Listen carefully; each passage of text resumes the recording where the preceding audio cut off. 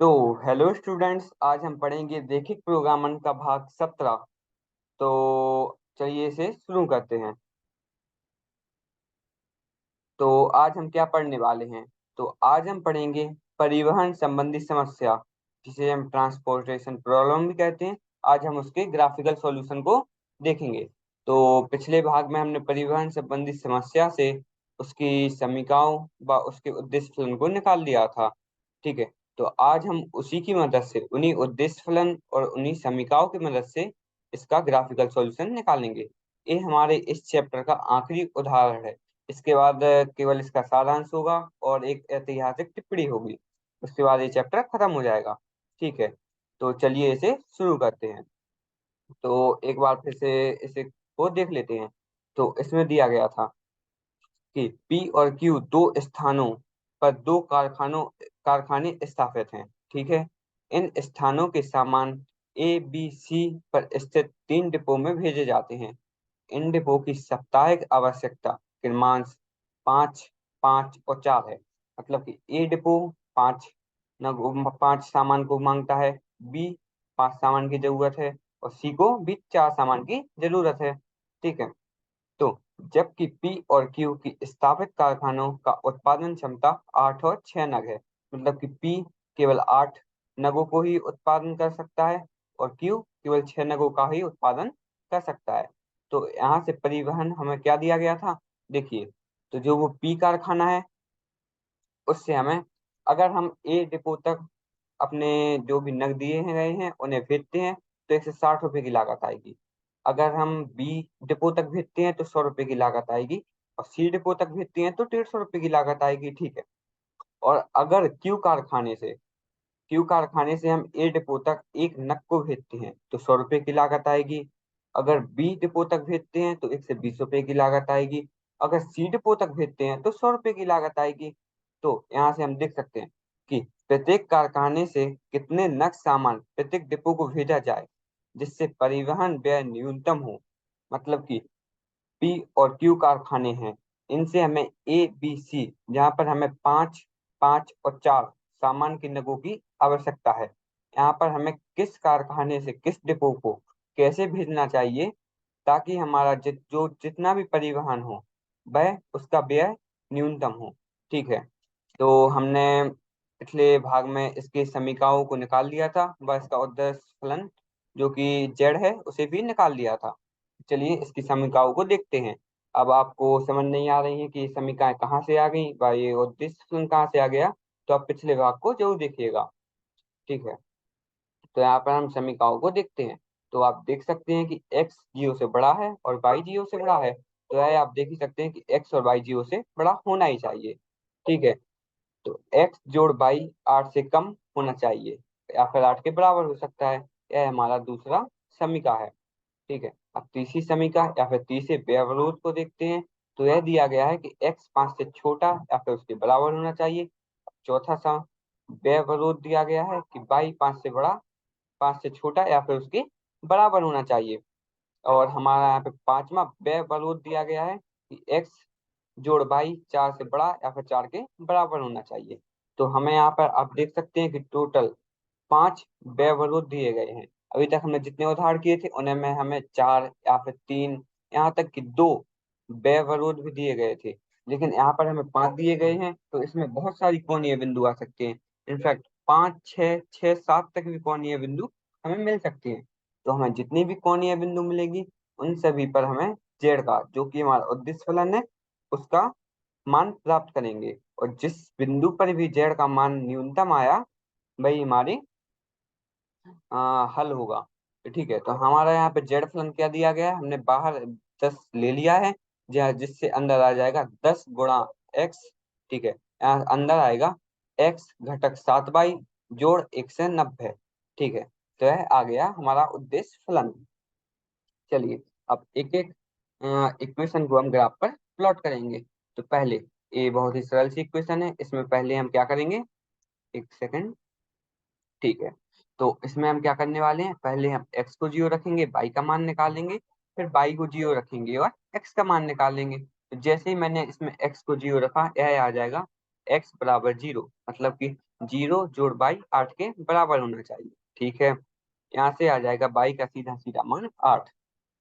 ठीक है, तो हमारी बिंदु क्या आ जाएगी, x जोड़ बाई होता है, x कॉमा वाई होता है, तो हमारी बिंदु आ जाएगी 0,8। ठीक है, अब हम बाई को 0 रखते हैं। जैसे ही मैंने बाई का मान 0 रखा, यह आ जाएगा x जोड़ 0 जो कि 8 से बराबर होना चाहिए।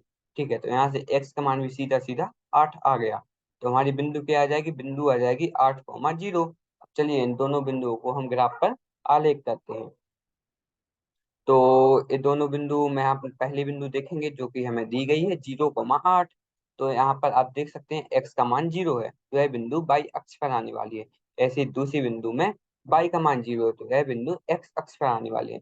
तो इस बिंदु जो भी बाई अक्ष पर आएगी, यहाँ पर हम देख सकते हैं कि बाई का मान 8 है और x का मान 0 है। तो हमारी पहली बिंदु ए निकल आई। अब हम दूसरी बिंदु को भी ग्राफ पर प्लॉट करेंगे। दूसरी बिंदु आने वाली है हमारी x अक्ष पर। तो x अक्ष हमें मिल गया है, और यहाँ से x का मान 8 कब होगा, x का मान 8 होगा इस बिंदु पर। जैसे ही हमारी दोनों बिंदु निकल आई हैं, हम दोनों बिंदुओं को जोड़ देंगे और हमारा जो भी इक्वेशन होनी थी ग्राफ पर प्लॉट वो भी आ जाएगी। ठीक है, अब हम तीसरी निकालेंगे। तो ठीक है, हमें दिया गया है x जोड़ बाई 4 से बड़ा होना चाहिए या फिर 4 के बराबर होना चाहिए। तो पहले हम देखते हैं कि x बराबर 0। जैसे मुझे x बराबर 0 मिला, यहाँ से आ जाएगा 0 जोड़ बाई 4 के बराबर होना चाहिए। तो हमें बाई का सीधा सीधा मान 4 मिल जाएगा। ठीक है, जैसे ही मुझे बाई का मान 4 मिला, हमारी बिंदु आ जाएगी 0,4। जैसे ही मेरी बिंदु 0,4 आ गई, एक बिंदु निकल आई है। दूसरी बिंदु निकालने के लिए मैं रखूंगा बाई का मान 0। जैसे मैंने बाई का मान 0 रखा, यहाँ से x का मान भी सीधा सीधा 4 आ जाएगा। तो मेरी दूसरी बिंदु आ जाएगी 4,0। ठीक है, अब पहली बिंदु हम देखेंगे कि x का मान 0 है, तो यह बिंदु बाई अक्ष पर आने वाली है। तो बाई अक्ष पर ए रहा बाई अक्ष, यहाँ पर बाई का मान होगा 4 यहाँ पर। तो पहली बिंदु हमारी ए आ जाएगी। दूसरी बिंदु हम देखेंगे कि यह बिंदु आने वाली है x अक्ष पर, क्योंकि यहाँ पर बाई का मान 0 है। तो x अक्ष पर यह बिंदु आएगी और यहाँ पर x का मान 4 है। ठीक है, तो दोनों बिंदु को जब हम जोड़ देंगे तो हमें एक सीधी लाइन मिल जाएगी। ठीक है, अब हम देखते हैं 5। देखिए यहाँ पे दिख रहा होगा कि x 5 से कम है या फिर 5 के बराबर है, ऐसे ही बाई 5 से कम है या फिर 5 के बराबर है। ठीक है, तो आप देखेंगे बाई 5 का होगा जब यह सीधी लाइन बाई 5 पर है। देखिए यह सीधी लाइन बाई 5 है। ठीक है, तो और यह सीधी लाइन x5 है। x5 पर आप देख सकते हैं ऊपर जब हम सीधी लाइन ले जाएंगे तो यह x5 हो जाएगी, और यह सीधी लाइन हम जब ले जाएंगे तो ये बाई बराबर 5 हो जाएगी। और हम देखेंगे कि इसके ऊपर दाएं बाएं किस साइड का रेखांकित क्षेत्र या फिर किस साइड का सुसंगत क्षेत्र आने वाला है। तो आप पहले देखेंगे x5 से छोटा है। तो x5 से छोटा कब होगा, यह होगा हमारे बाएं हाथ की साइड। ठीक है, हमारे बाएं हाथ की साइड x5 से छोटा होगा, तो हम बाएं साइड का ही सुसंगत क्षेत्र लेने वाले हैं। ऐसे ही हम x बाई 5 से छोटा है, तो बाई 5 से छोटा कब होगा, जब हम नीचे का सुसंगत क्षेत्र लेंगे। तो इसमें भी हम नीचे का सुसंगत क्षेत्र लेने वाले हैं। और यहाँ पर आप देखेंगे कि x 0 से बड़ा है या फिर उसके बराबर है। x 0 से बराबर कब होता है, जब वो बाई अक्ष पर होता है। तो बाई अक्ष रहा है, तो इससे बड़ा कब होगा, जब हम उसे दाएं साइड लेंगे। तो हमारे दाई साइड जब हम इसे लेते हैं तो x 0 से बड़ा हो जाएगा, तो हम इसी साइड का सुसंगत क्षेत्र लेने वाले हैं। और बाई 0 से बड़ा कब होगा, बाई 0 से बड़ा होगा जब हम x अक्ष के ऊपर देखेंगे। तो x अक्ष के ऊपर बाई 0 से बड़ा होगा। ठीक है, तो एक्स अक्ष के ऊपर है ये सुसंगत क्षेत्र मिलेंगे। अब हम देखेंगे इनमें हमें सुसंगत क्षेत्र कहाँ लेना है। तो पहले हम इसमें देखते हैं। इसमें आप देखेंगे, मैंने इसमें सबसे पहले आपको बताया था कि आप 0 0 रख दीजिए। मैंने जैसे ही बिंदु 0 0 रखी, यहाँ पर आ जाएगा 0 8 से छोटा है या फिर उसके बराबर है, जो कि सही है। 0 8 से छोटा होता है, तो ये बिंदु आ जाएगी नीचे साइड। तो यह सही है, मतलब कि हमें नीचे का सुसंगत क्षेत्र लेना है। अब ऐसे ही फिर से इसमें मैंने 0 0 रखा, तो यह आ जाएगा 0 4 से बड़ा है या फिर उसके बराबर है, जो कि सरासर गलत है। तो इसमें हम नीचे का सुसंगत क्षेत्र नहीं लेने वाले और केवल ऊपर का ही सुसंगत क्षेत्र लेंगे। ठीक है, तो जैसे ही हमने सारी समीकरण निकाल ली, अब उन्हें केवल हम एक ही ग्राफ पर प्लॉट करेंगे। ठीक है, जैसे ही मैंने एक ही ग्राफ पर प्लॉट किया, क्या आ जाएगा, देखिए कुछ इस तरह का सुसंगत क्षेत्र बन जाएगा। अब इसमें हम कोणीय बिंदु गिनते हैं। मैंने आपको बोला था कितनी भी कोणीय बिंदु हो सकते हैं। देखिए, 1 2 3 4 5 6, हमें यहाँ पे टोटल 6 कोणीय बिंदु मिली हैं। मतलब कि हम 6 कोणीय बिंदु पर जेड, जो कि हमारा उद्देश्य फलन दिया गया है, उसका मान निकालेंगे। ठीक है, जैसे हमारे 6 कोणीय बिंदु पर उद्देश्य फलन जेड का मान निकल आएगा, हम देखेंगे कि उद्देश्य फलन जेड का मान कहाँ पर सबसे न्यूनतम है, क्योंकि हमें न्यूनतम मान प्राप्त करना है। देख लीजिए, तो हमें बी बिंदु 0,5 जो कि सीधी सीधी दी गई है, ए बिंदु 0,4, एफ बिंदु 4,0, ई बिंदु 5,0, डी बिंदु 5,3 और सी बिंदु 3,5। तो डी और सी बिंदु हमें सीधी सीधी नहीं दी गई थी, तो हम उन्हें निकाल लेंगे। तो आप देखिए, सी बिंदु कैसे बनी गई है। सी बिंदु बनी है एक्स जोड़ वाई बराबर 8, इस लाइन को, और वाई बराबर 5, इन लाइन को दोनों को कट करके। देखिए, तो और जब हम इन दोनों लाइन को एक साथ हल करेंगे, तो वाई का मान हम 5 पहली इक्वेशन में रख देंगे। जैसे ही मैंने इस इक्वेशन में वाई का मान 5 रखा, एक्स का मान आ जाएगा 3, और फिर से वाई का मान पहले से ही 5 दिया गया है, तो हमारी बिंदु आ जाएगी 3,5। देखिए, हमारी सी बिंदु आ गई 3,5।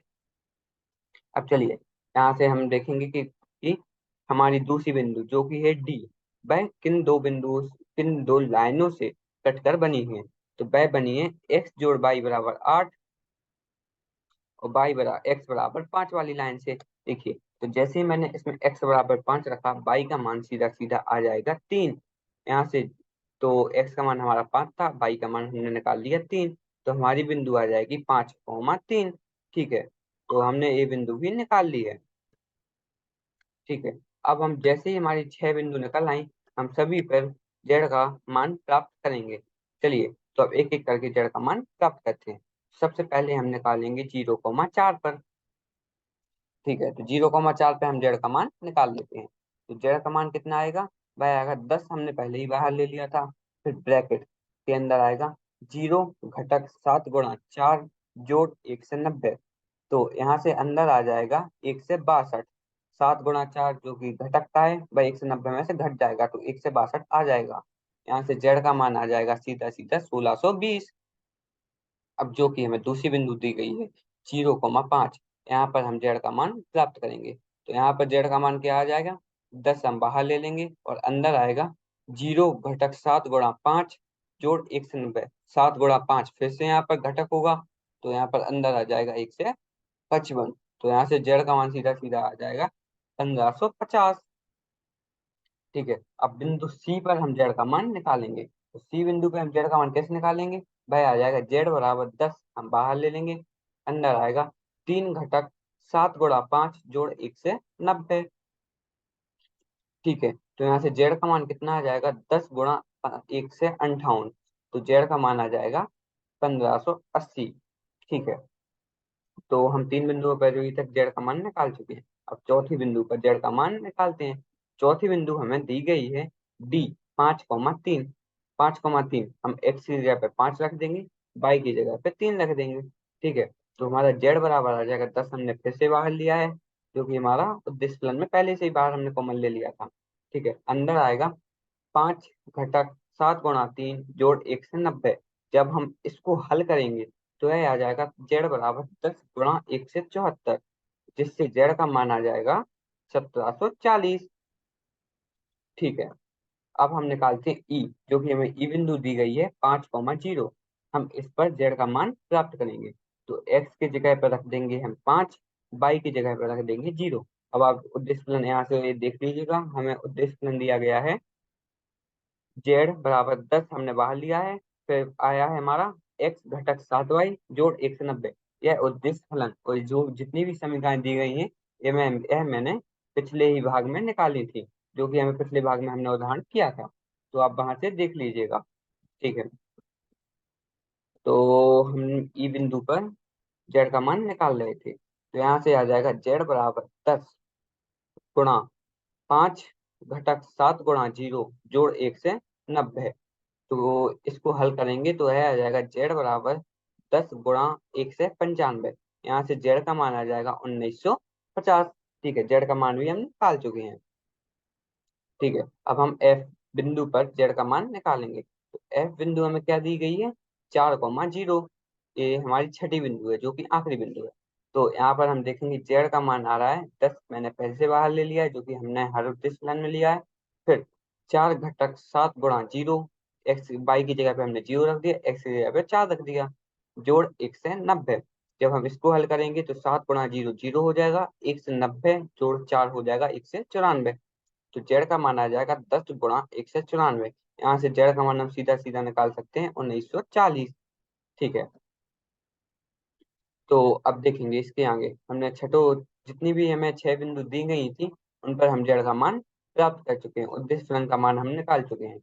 ठीक है, तो अवलेखन कीजिए कि सुसंगत क्षेत्र परिबद्ध है। देखिए हमें जो भी सुसंगत क्षेत्र दिया गया था वह चारों तरफ से कवर है, मतलब चारों तरफ से घिरा हुआ है, तो यह क्षेत्र हमारा परिबद्ध है। ठीक है, तो परिबद्ध की मैंने आपको बता दिया था, अगर कोई क्षेत्र परिबद्ध है तो उसमें जिस भी बिंदु पर न्यूनतम या फिर जिस भी बिंदु पर अधिकतम मान आता है उसे हम सीधा सीधा न्यूनतम या फिर अधिकतम मान मान लेते हैं। ठीक है, तो अवलेखन कीजिए कि सुसंगत क्षेत्र परिबद्ध है। संगत क्षेत्र के कोणीय बिंदु के निर्देशांक 0,4, 0,5, 3,5, 5,3, 5,0 और 4,0 है। हम इन बिंदुओं पर जेड का मान ज्ञात करते हैं। ठीक है, तो मैंने इस पर जेड का मान निकाल लिया है, देखिए देखते हैं एक एक करके।